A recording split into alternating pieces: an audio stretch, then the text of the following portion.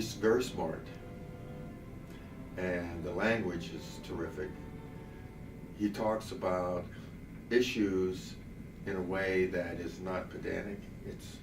The issues are dealt with through the relationships of human beings, and I find that the combination of both the intellectual concepts, his social stance, and his dialogue.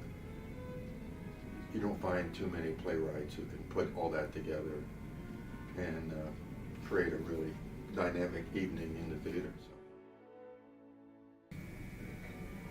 I think she's amazing. I think she's someone who started out as a good girl, you know, did what she was told, didn't marry the man she wanted to marry, and made the match that her mother and her aunts wanted her to make. Financially, it served her very well, but she soon found out what kind of man she had married.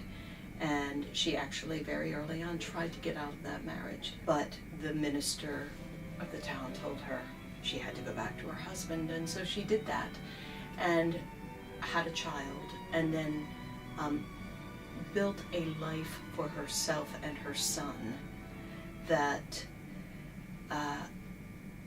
helped her and she thought him survive a untenable situation. And so she became a modern woman, in a way, in an old construct. And I have great respect for that for her. Internally, they're the same. Mm-hmm. And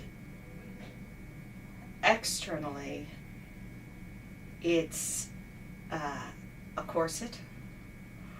You know, it's heels, and with her, because of class, it's bearing. So that's been a lot of fun. It's been a lot of fun to not live in, I don't know, the contemporary collapse of life, you know. In Ibsen's time, when the play is there was no separation of church and state. To me, that's the main issue. And then you have all the family stuff. You know, there's the discussion of euthanasia. The sexual scourge of the time was syphilis, and obviously the scourge of this century is AIDS. So there's a very similar kind of, you know, that stuff just works side by side. And I think Lamford, in his translation, is a much more modern translation. He takes the themes of the play and elevates them slightly and pushes certain themes a little more than other themes in his adaptation.